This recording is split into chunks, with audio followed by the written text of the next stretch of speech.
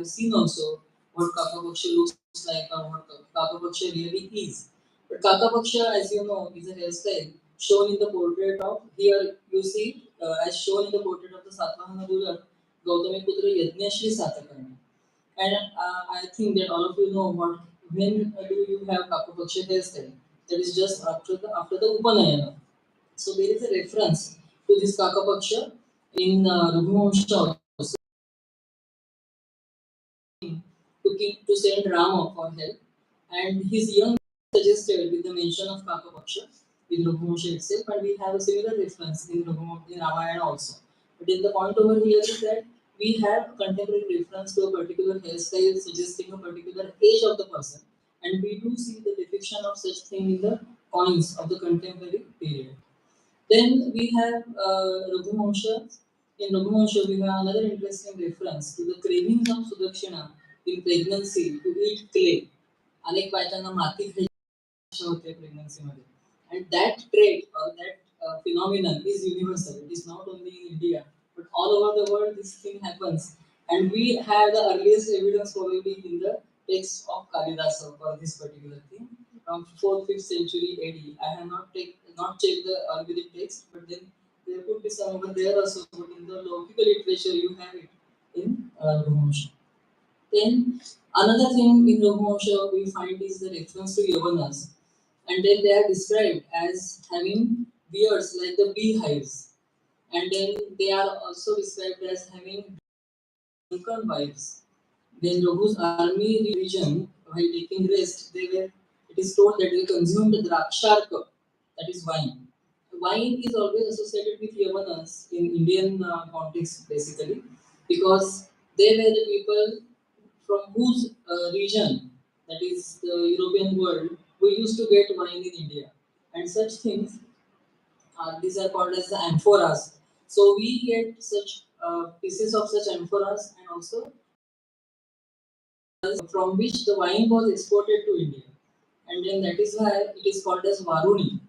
Why is wine called Varuni? Because Varuna was the Dikpal of the west direction where we have from where the Varuni used to come, and that is why it is called as Varuni.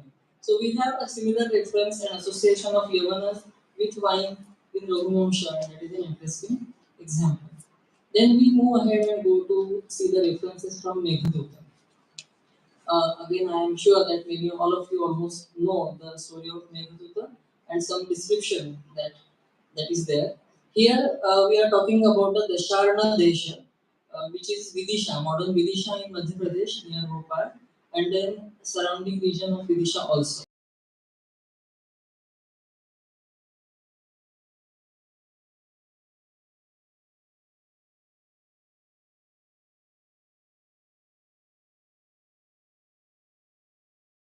Over there in the evening, and they enjoy what is written.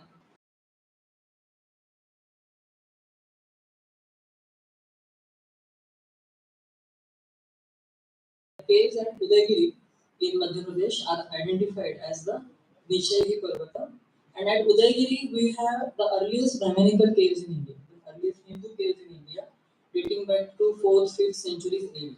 These are the caves which were carved for Shiva and Vishnu. We see there are depictions of various Hindu gods and goddesses, just like. But then the problem over here is when we have such rock cut cave temples in Udaygiri, Panyasriyas in a sacred set.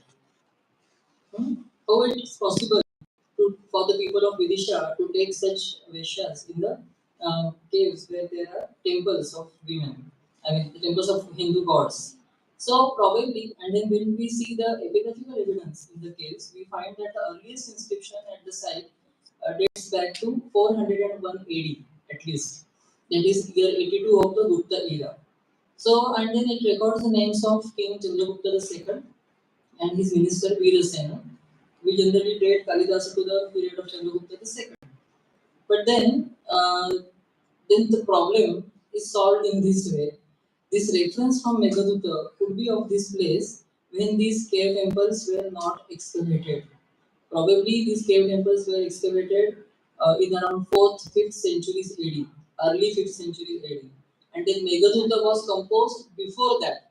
That is why Kalidasa is not aware of the cave temples, because after writing Meghaduta or this part of Meghaduta, if the information is true and not imaginary, then only these things are happening. Then Meghaduta can be dated to around before 401 AD. Then in Meghaduta we also find a reference to Shankha and Padma. He says that there will be Shankha and Padma painted on the door frame of the house, house of the Yaksha, just to identify the Megha to identify his house. But then this depiction of the Shankhas and Padmas is very common in ancient India. It was very common and it's an auspicious symbol. Both the Shankars and the Padmas, they were auspicious symbols that were probably drawn as sort of rangoli that we have today in front of our houses. Rangoli, in fact, demarcates the sacred and profane territory. It does not allow the evil powers to enter the territory on the borders of which we have Rangoli. That is the main function of Rangoli, where we have auspicious symbols again. Same is the function of the Shankha and Padma, which were drawn at the entrance of the houses. And we do have the personification of the Shankas and Padmas in at many places. Like at Ajanta, we have the Shankar and Padma personified and worshipped. In cave number 2 at Ajanta, a separate shrine is given next to the shrine of Buddha, to the shrine of Shankar and Padma, and basically for fertility and prosperity. Shankar and Padma both indicate fertility and prosperity. At Ajanta, in the case of cave number 19, you have at the entrance these two yakshas. They also are Shankar and Padma. At Aihole, in the case of Ravanti Pahadi, we have again these two sculptures carved at the entrance. And the tradition continued later on only in the form of symbols, where we find at many places. And also at Thiruvarur, we have Shankar and Padma carved on the Chandrashila, that is the entrance of the temple. Then we move ahead and go to Malvika Mitra, where in the third anka we find the reference that a Bija Puraka is to be given as a gift to a lady who comes to your house. Just as today in Maharashtra we give coconut, Narali Oti Bharta. In those days, they used to have this custom of giving Bija Puraka instead of coconut. And Bija Puraka is very important from the point of view of Indian art and architecture, where almost every god and goddess, even Surasundaris or Apsaras, who are carved on the exteriors of the temples, carry Bijapurakas in their hand. Bijapurakas it's a citrus fruit, a multi-seeded fruit, and it is considered as very auspicious because it is a fruit symbolic of the fertility in those days. So it is called as Bijora. I'll go quickly. So it is called as Bijora in North India, Malunga or Matulinga in Maharashtra. And you can see that in the hands of Ambabai at Kolhapur also. So this is how it looks. Even today you get in the market this fruit, but not in Maharashtra. It's you get it in Karnataka. In Malavika Manitra, there is a reference to Kumkuma Tilaka, which we don't generally find, but in here we have a sculpture parallel to that, where the lady is shown wearing a Kumkum Tilaka. Then we'll go ahead, and there is again a reference in Vikramadoshyam about Stalanshuka, which is again very rare from the art perspective, because here we find that Stalanshuka or Kanchuki is mentioned, and then the color is also given as Shukodara, that of like the stomach of a parrot.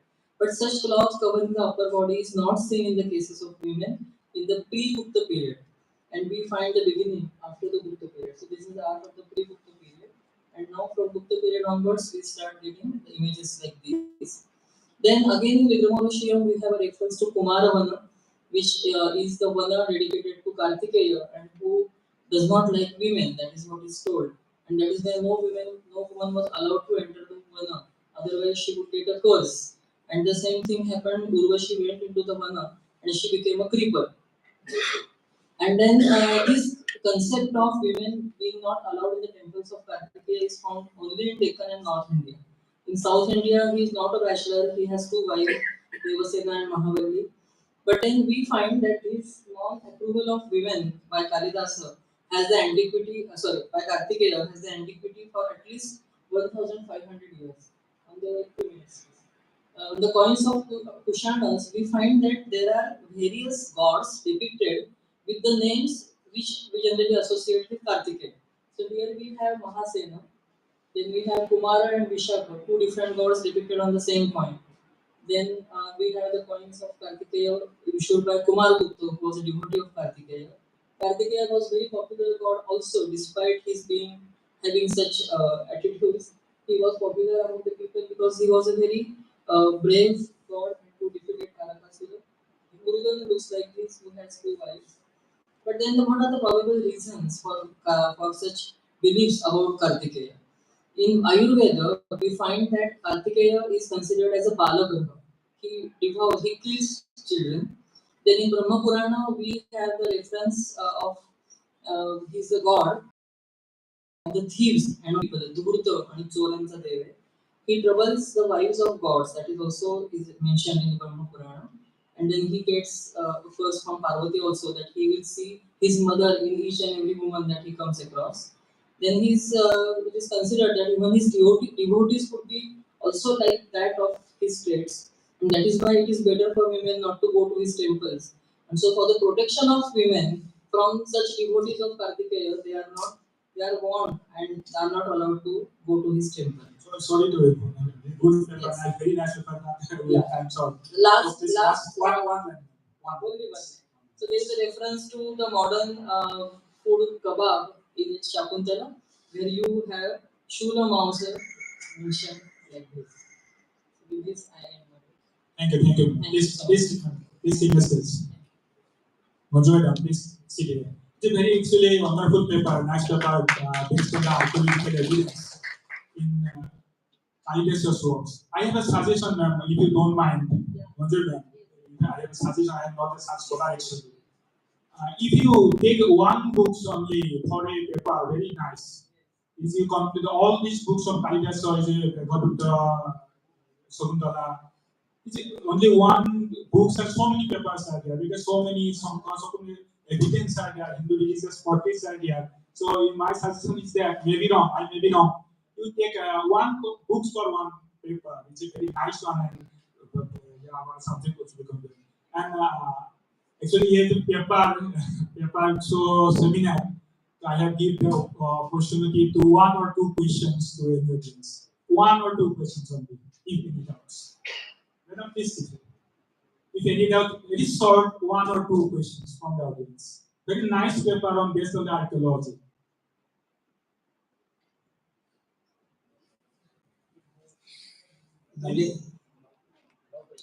No question. Okay, thank you very much. A good, it's a good gloss to all papers.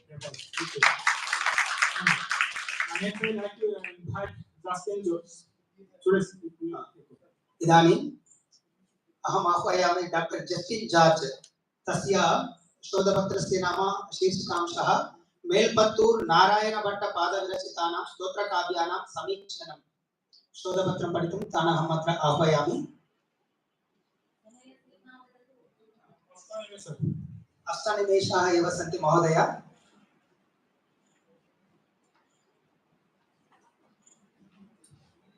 अज्ञानतिमिरान्धस्य ज्ञानाञ्जनशलाकया चक्षुरुन्मीलितं येन तस्मै श्रीगुरवे नमः. Good evening to one and all present here. My topic is Melpatur Narayana Bhattapala Virajidana Stotra Kavyanam Samikshanam.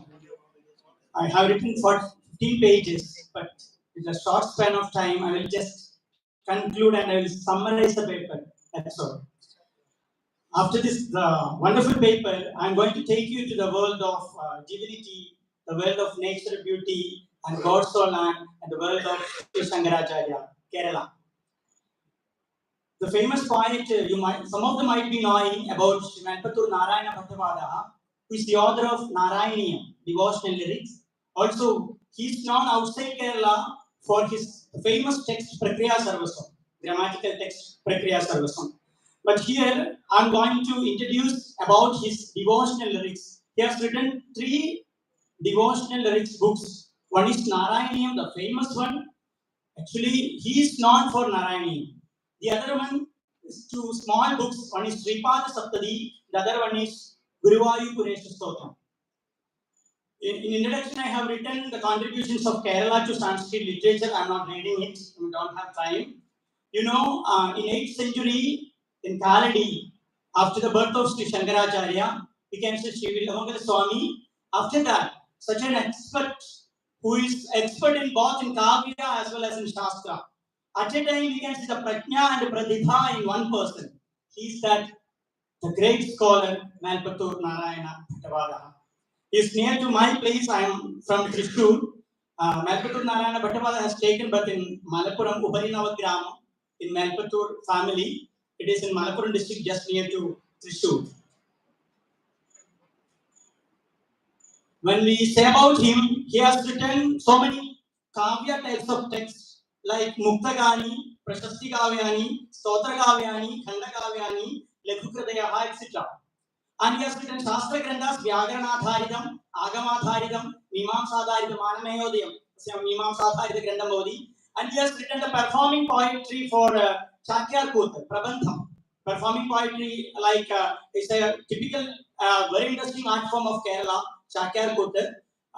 Its performing poetry is written based on Mahabharata and Ramayana. He has written more than 30 Prabandhas for this particular performing art. And about his Bahumukha Vijnanam, he is not only expert in Vyakarana, he was expert in almost all Shastras. Sampurnam Bhagavatam Kandasti Kritavanayam Narayaniyam Ekadasha Skandhe, Narayaniyasya Ekadasha Skandham. Tatha cha anyatra Bhagavatasya Samchiptam Chitranam Suspashtam Virajitavan. Ramayana Mahabharata Itihasvayoho Upari Kridadhihi Bhattapadaha Tatat Staleshu Tasya Vaidadhyam Pragadayat Narayani. ब्रह्मपुराणस्य परिचयः तेन नारायणस्य 37तमे दशके परशुरामचरिते दत्तः स्कन्दादिकेषु बहवोऽत्र विरुद्धवादाः इत्युक्ते हि स्कन्दपुराणेषु अपि अयं निष्णातः इति प्रकटयति वेदं सार्थम् अधीतवान् इति विष्णुसूत्रसङ्ग्रहरूपं 99तमे दशके उद्घोषयति बुद्धवादस्य योगशास्त्रवैदग्ध्यं चतुर्थदशके साङ्ख्यशास्त्रविज्ञानं पञ्चदशशतके Chadrashim. If you go through Narayaniam, the text Narayaniam, there are 100 chapters. Actually, there is a story behind the Rachana of Narayaniam. What happened? His guru, Achyuta Pishari, got rheumatism, Vata Rogam. And Karma Vivaga Dhanena, he has received that disease, that illness. And to get relief from that illness, he went to Guruvayur temple in front of Lord Krishna. He sat for 100 days. In one day, he used to write 10 slokas, one dashakam. Thus, he has written in 100 days, more than actually 1000 slokas must be there, but in some few days, he has written 1 or 2 slokas more than requesting Lord Krishna to get relief from his disease, rheumatism. Thus, there are 1036 slokas in Narayaniam. It is the essence of Bhagavatam. As per the definition of Stotra Kavya, Namaskara Sadhasishya Siddhantokti Parakrama Vibhuti Prarthana Chedi Shadvidham Stotra Lakshanam. Evam Stotra Kavyani Shat Prakarani Vartate. Namaskara Parani, Ashamsa Parani, Siddhantokta Parani, Viracharita Parani, Gunakirtana Parani, Prarthana Parani Cha. Namaskara Adi Prabhedeshu Adikaladeva Bahuni Stotra Kavyani Varate. But when we see Malpattur's devotional lyrics, it is just like Mayurakavi Stotra Kavya. To get relief from his illness, rheumatism, he has written Narayaniam Nama Stotra Kavya. I am summarizing because if I read all things, it will take time. His Bhajanam Narayaniya Rajanam, he started in Shravana Masam. Shravana Mase Narayaniya Rajana Prarabdha, Vrishtika Mase Samapta Cha. But how we can identify? He had that expertise to write the letters in the form of, there was a code language, Kadapayadi Kramaha. From the letter or from the words, we can identify in which date it has written. He has concluded the Narayaniam with the word Ayur Arogya Saukyam. When we divide that Ayur Arogya Saukyam into Kadapayadi Kramam, each letter is given a digit, mathematical digit. And when we calculate the digit with the Kalivarsha, and then we get the Christian era, then we can identify it was finished in November 27 of 1587. So that expertise, that he was scholar in that usage of language, where we can identify in which date it has been written. In the first few dashakas, he has mentioned about his disease. So we will feel that it is only for getting relief from his disease he has written.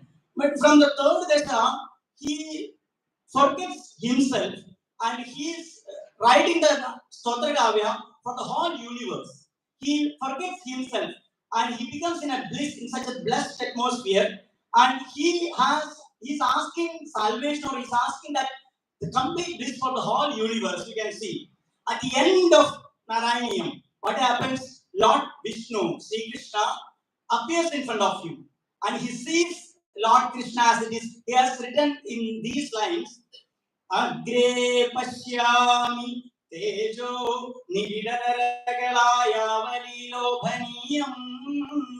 Piyusha Plavitoham Tadanu Tadudare Divya Kaishora Vesham Tarunyaram Bharamyam Paramasukhara Saswada Romanjitangai Ravitam Naralake Vilasudopadishat Sundari Mandalaischa. From the word Piyusha Plavitoham, from that word itself, we can identify and we can feel that expression or the experience of Melpatur, in what bliss he was. Actually, he got relieved from his romanticism at the end of that Narayaniya sloka. That's what he has written, Piyusha Plavitoham, the word Piyusha Plavitoham. And when we see his expertise in summarizing, he has summarized Bhagavad Gita in one sloka. The sloka I will just read out. Jishnoswam Krishna Suta Kalu Samaramukhe Bandhukhade Dayalum Kinnam Tam Vikshya Viram Kimiramai Sakhe Nitya Eko Yamatma. The full essence of Bhagavad Gita. Ko Vadhya, who to be killed. Ko Atrahanda Tadhihavadabhiyam Pronja Mayarpitatma Dharmyam Yudham Chara Idi Prakriti Manayatha Darshayan Vishwarupam. Within that sloka, the whole Bhagavad Gita is summarized. Summarizing capacity we can see in this sloka. I'm just skipping. And the usage of his chandas, Vrittam, very beautifully he has written Kaliya Mardanam Dashakam. Lord Krishna is dancing upon the Kaliya. How Lord Krishna is dancing in that rhythmic manner, he has written the lines. I will just recite the lines of Kaliya Mardanam. When we listen that Kaliya Mardanam lines, we will feel of dancing.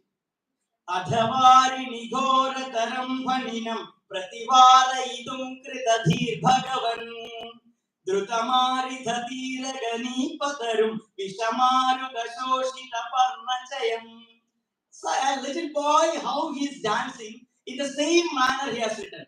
In other Dashaka, Rasalila, very erotic style, has written Kesha Pasha Dhrida Pinchika Vidati Sanjalam Makara Kundalam Harajala Vanamalika Lalita Mangaraja Kana Saurabham Pita Chela Dhrida Kanji Kanjida Mrudunjadam Sukmanipuram Rasakeli Paribhushitam Tavahi Rupamisha Kalayamani. I'm concluding. He has started Narayaniyam in such a sloka. The full Vedanta philosophy we can see. We think about he has adored, he was standing in front of Lord Krishna. So we may think that he is a Vaishnavite, but at the same time, he is Advaiti because he has considered Lord Krishna as Parabrahma. That we can understand from his wordings itself.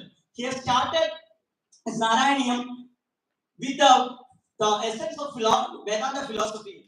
Sandranandavabodhatmagamανupamitam. You can see just listen the words. How the Parabrahma, Lord Krishna, Kaladesavadidhyam Nirmuktam Nityamuktam Nigamashata Sahasrena Nirbhasyamanam Aspashtam Drishtamatre पुनर्पुरुषार्थात्मकं ब्रह्मतत्त्वं तत्तावद्भाति साक्षात् गुरुभवनपुरे हन्तभाग्यं जनानाम्. He was standing in front of Lord Krishna, but he considered Lord Krishna as Parabrahma. I'm concluding. Upasamhara. He has written two more devotional lyrics. One is Guruvayur Sostram, which has only 12 lines. I'm not talking about it. The other one is Sripada Saptadi. After writing this Sripada Saptadi only, it is Pranatyagaha Bhavat, about Mukola Bhagavati. Conclusion. Atra Vadarogena Bhattadiri Jeevidehe Swabhava Parivartana Kathamajayadati Buddhare. Yoga Karanada Kavihi Bhagavad Bhaktah Tatha Samsara Vimukha Bhavat. नारायणीय रचनया आयुरारोग्य सौख्यं प्राप्त्यैव एषा प्रत्यविक्षत मम्मडाचार्यस्य काव्य प्रयोजनानुसारं काव्यं यशसे अर्थकृते व्यवहारमिदे शिवेदरक्षते सत्यपरमवदते कान्तासंहितयोपदेशयुजे नारायणीय स्तोत्रकाव्य रचनया भट्टदेः यशः केरलेषु सर्वत्र परिलसति very famous for this नारायणीय एतद्वारा भक्तजनानां मनसु गुरुवायूर मन्दिरे प्रतिष्ठिते Shrikrishna विश्वासवर्धिता you all are most welcome to Guruvayur temple which is known as Bhuloka Vaikuntha. एवं मयूर कवियो भट्टदिगी भगवत स्तोत्र आत्मक स्तोत्र काव्य रचनया वादरोगाद मुक्तिं प्राप एवं मम्मडाचार्यस्य शिवेद रक्षते इति काव्य प्रयोजनानुसारं अमंगल रूपस्य वादरोगस्य क्षतिः अभवत् अनया काव्य रचनया अर्थात् भट्टदिगी मम्मड निर्दिष्टेषु काव्य प्रयोजनेषु यशसे शिवेद रक्षते व्यवहारविदे एतत्त्रयं सम्पादयितुं सहायकाः रचनाः अकरोत्.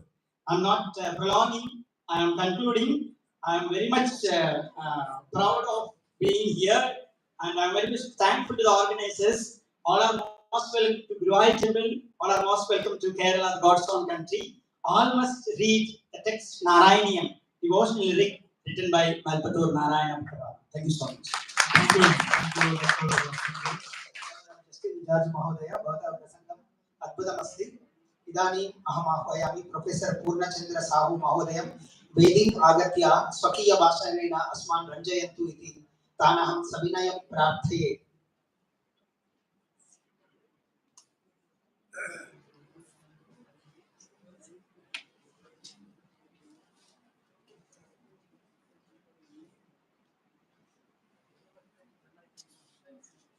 Respected chairperson, audience, I will just my paper is very long, but I will read out my introduction, then conclusion. In between, if possible, I will give 2-3 examples. It's an interesting paper, but actually, Bhasha and Sanskrit. This culture lies in the description of each and every ritual discussion, which I am going to skip. This is ritual matter. God's life paroksha names and dislike pratyaksha. In the introduction to his book, namely Notes on Names and the Name of God in Ancient India, Professor Khunda has mentioned the following lines. The name is generally speaking no mere level or specification, but widely believed to be naturally and indissolubly connected with its owner, to constitute an actuality expressed in a word. For primitive or archaic man, a name is in essence identical with its owner, or forms not unlike his soul or limbs part of his personality. It is loaded with power, expresses the very essence of its bearer, and is subject to a considerable variety of beliefs and customs. The Vedic texts, both mantras and Brahmanas, do recognize the significance of names and make use of the same for various spiritual purposes. Occasionally, some significant names attract the attention of Vedic theologians who go deep to discuss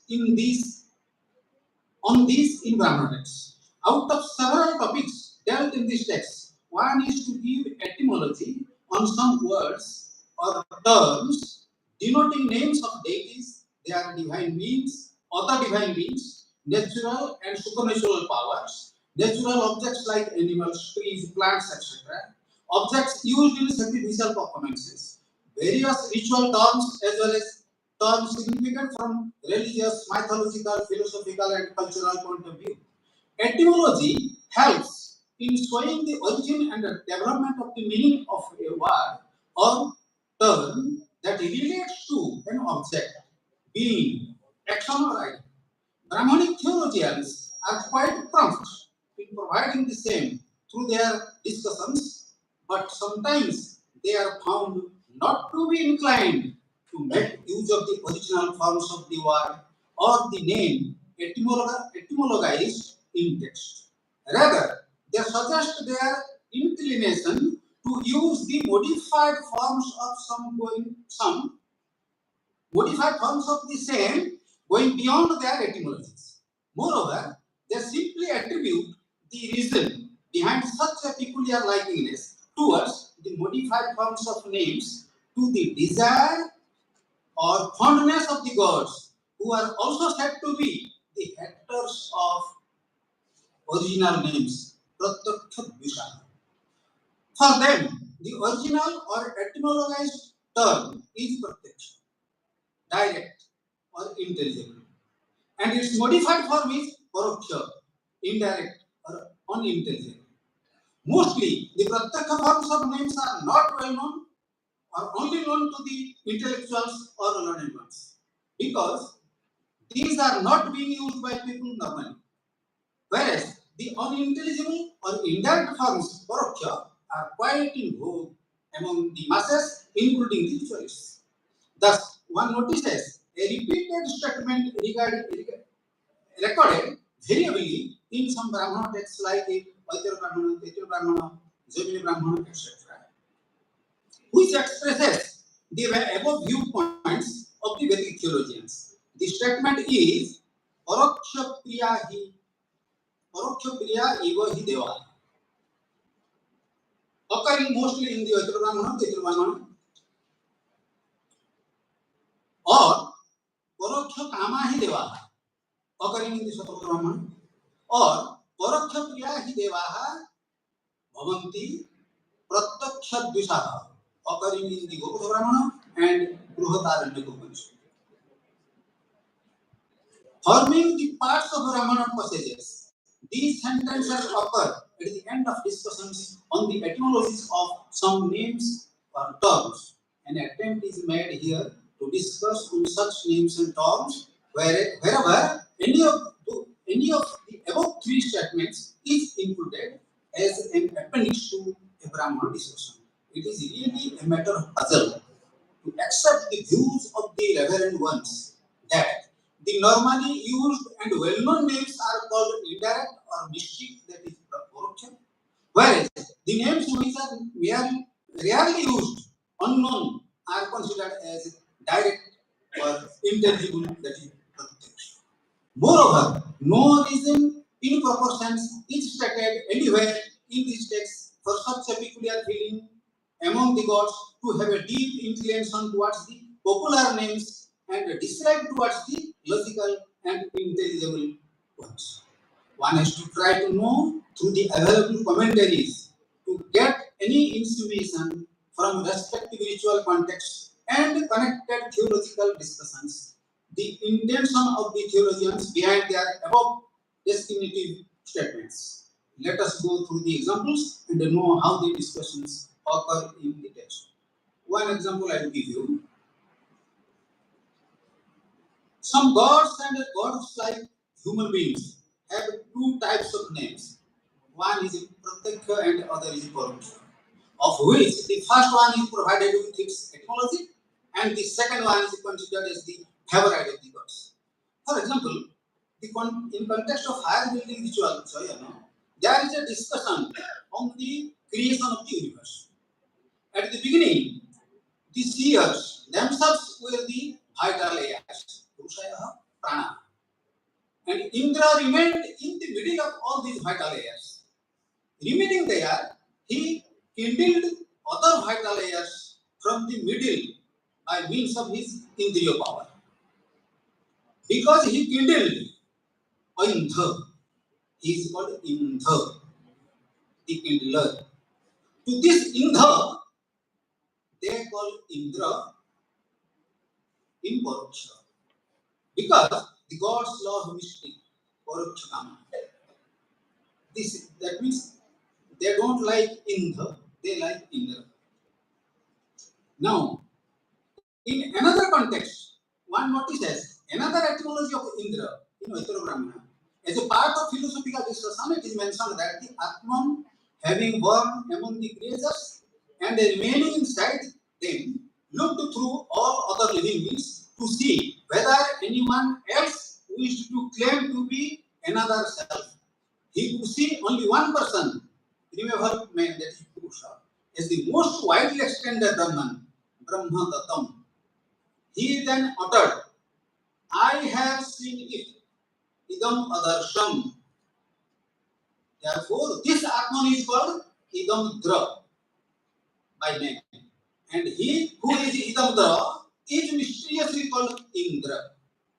In this example, it is to be marked that the source of etymology of the name Indra lies in the utterance idam adarsham of the Atman as the theologians describe. Similarly, Madhavan is another name of Indra. According to Sabhat Brahmana, it is a modified form of Madhavan, and these two are characterized as Paroksha and Pratyaksha names of Indra respectively. The legend in the text is as follows.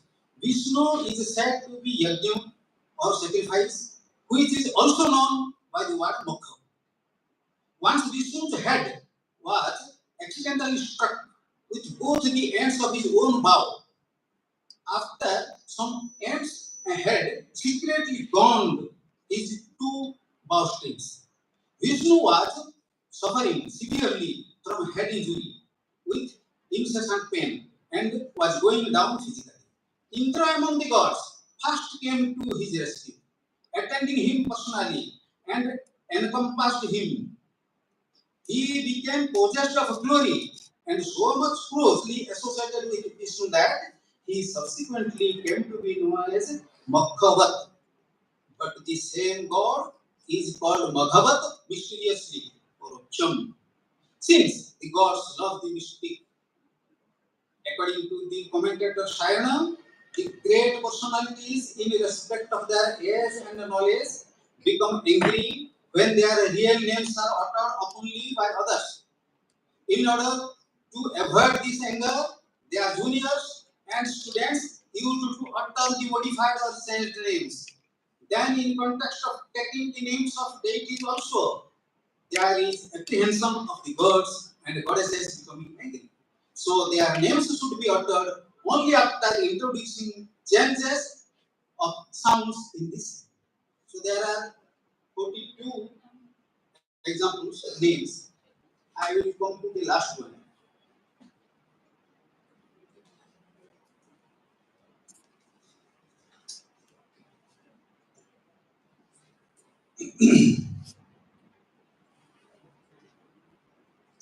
So still there are few terms which do not fit to the. I have categorized them into 6 categories. This is the last category. It is miscellaneous category. They are not fit to the previous 6 categories. May be taken here as miscellaneous terms, for which the Brahmana texts show etymologies along with their duplicate names. Here are their descriptions. Before going to the details of the ritual of reciting the Agnimarka Shastra in the third pressing of the Agnishtam sacrifice by the Hotru priest, the theologians narrate a legend. Prajapati, being lustful towards his daughter Usas, cohabited with her.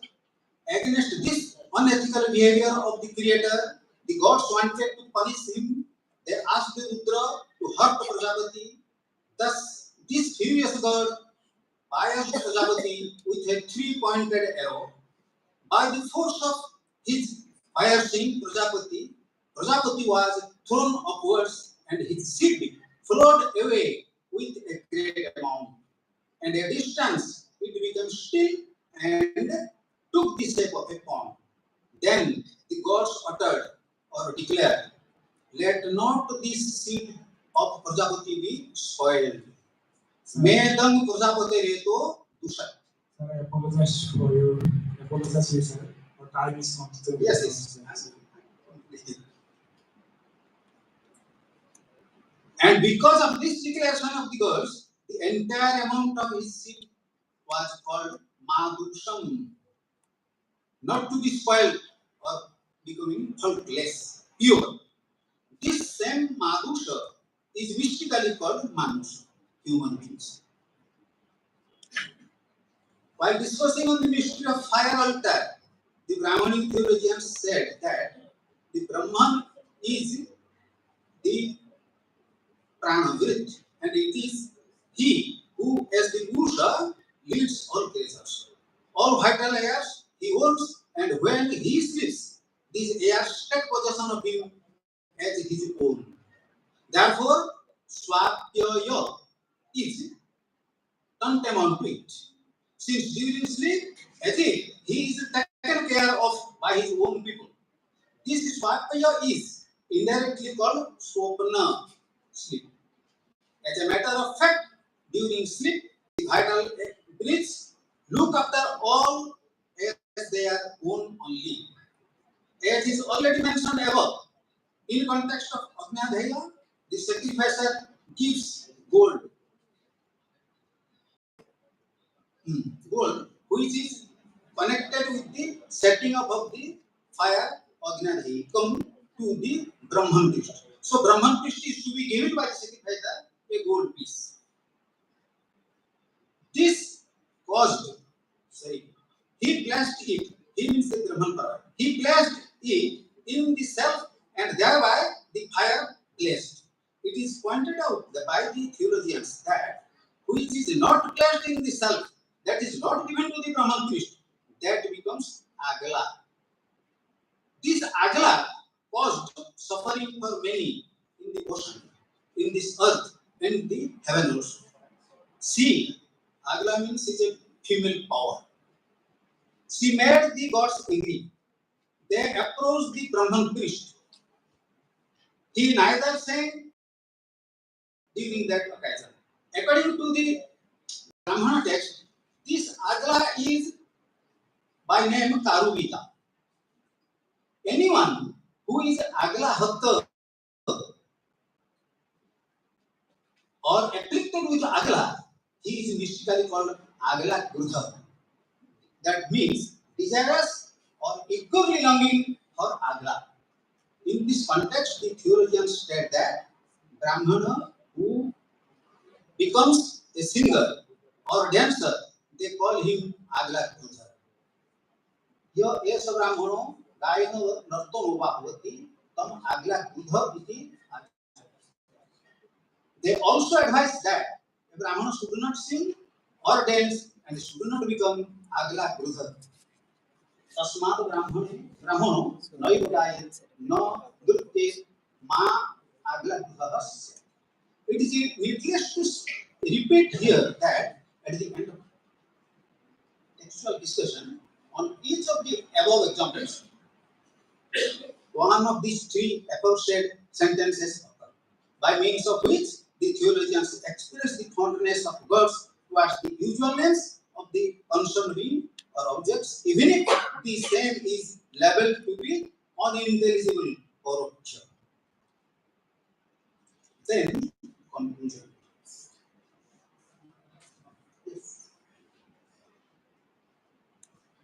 There is a strong opinion to keep the original name of the respected ones in secret, or not to reveal the same by uttering in public, so that one can avoid the anger of the concerned ones. Simultaneously, by addressing them with their duplicate names, one brings glory to these persons. Moreover, the indirect names are believed to be devoid of a power to reveal the secret and sacred knowledge entangled with the sense of the original names. Such knowledge can be traced actually by means of the etymologies of the names to which only the learned ones and the deities have their access. These original names along with their technology are to be kept in secret in order to protect these from being utilized injudiciously or for any unwanted purpose. However, the same feelings also apply in case of the names of some sacred objects, ideas, or actions used in the sacrificial rituals, even if these are considered profane otherwise. Thank you. Please complete. Please.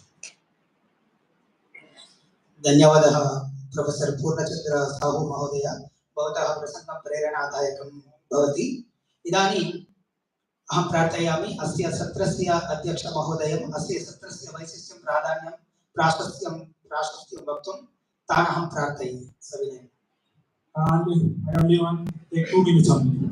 Okay. Respected all the paper presenters here, respected Rajesh Kumar Mishra and our colleagues and students. Already I have said it is a very good presentation of paper. 3 papers are presented in this session. I have already commented on Manjuri Madam paper, which is scholastic passion and good research paper have been presented. And some of the what type of research methodology have been included. Actually, research paper is that where methodology is used. We have seen lots of seminars, there is no methodology and only sometimes just present in this paper is not there. I'm telling the students only, when you go to present a paper in a seminar, you should follow the methodology paper. And Madam also, there is some interesting points here, it's like presentation. But if it is a text presentation, then it's very good, or our learning students will benefit for the team. Apart from your text, slide presentation, you must present the text results for your student and other students. So another paper is Justin George. Justin George also presented paper on Sutra Kaipo, which is belonging from Kerala, I know personally. Then Kerala is a place where these Sutras are there. So the definition of it is Progita Mantra Sakta Kunis Guna Sutra. Sutra is different from Sutra. So Sutra is wherever Sutra is going on, person enjoyable. There are so many characteristics besides here in the Sutra Kaipo. I want to know Justin whether it is published or unpublished in history. Published. And okay. But here I astonished something that there are so many topics in that telling that there are so many topics there which are diseases from liver disease and other parts also there in scope I think you have mentioned. So that was another one where so many one thing is there some devotional portion are here. So might be different. I have not gone through this text, so maybe a very interesting topic. And last paper, what I should say, this is a I am actually students of SAR. It is a good South paper on various topics as let's see introduce Indra, how the gods Indra has come in this Indian culture, and what is the various terms. Because if you go to the Vedic studies, one god are very much epithets, so many epithets here, not only the epithets are interesting meanings are there. Every epithets are interesting meaning. Why it's called Chatapraku, why it's called Vitrasura. There are so many interesting topics I understand. So many interesting topics that before that realization of the success name on epithets of party. In our special lecture, Portuguese lecture, his made Ognis. Why Ognis come? Why Ognis Indian culture is very rich in this particular word definition.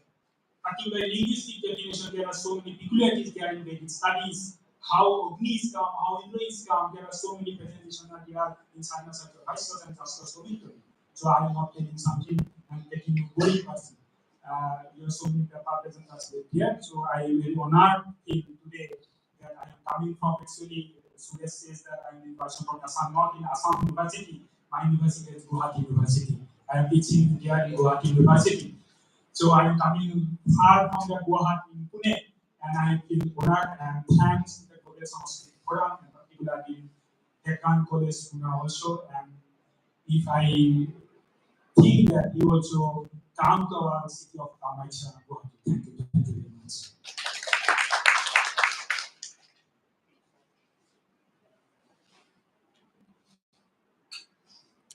धन्यवादः महोदय इदानीं professor Jagdish Sharma महोदय सम्मानितुम् अस्याः गोष्ठ्याः convener doctor Rajesh Mishra महोदय अत्र आह्वयामि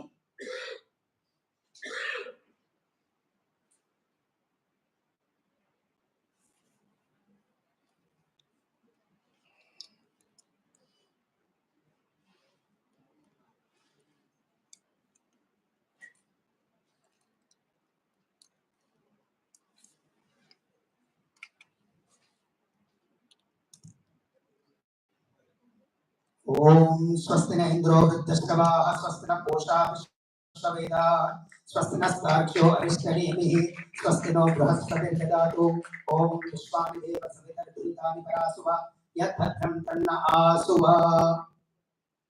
इदानीं प्रथमसत्रं समाप्तमभवत्। इदानीं वयं प्रमाणपत्र वितरण कार्यक्रमः भवति। इदानीं महोदयमहं सविनयेन प्रार्थयामि सर्वेषां कृते सर्टिफिकेट्स्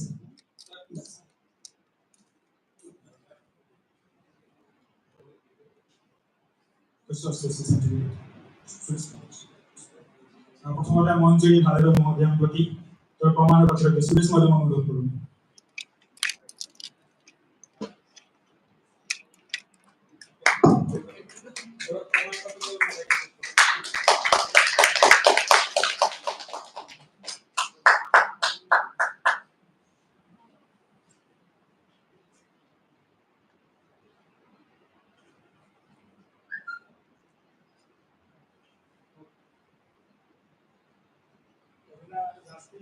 जज महोदयं प्रति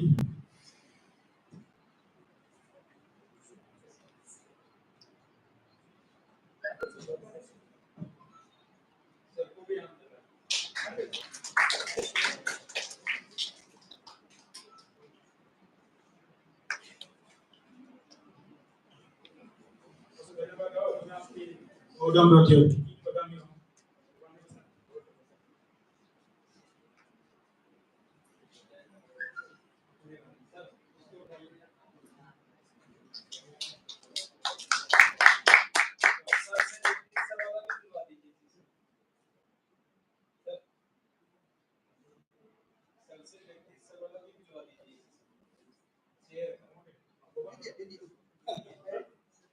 इदानीं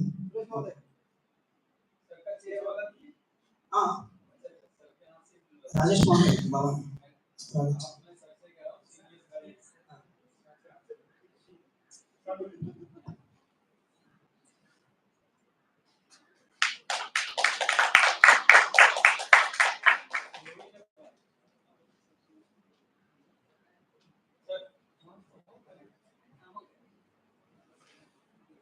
अधुना सुरेश महोदयं प्रति अपि महोदयः सर्टिफिकेट् प्रदर्शयति।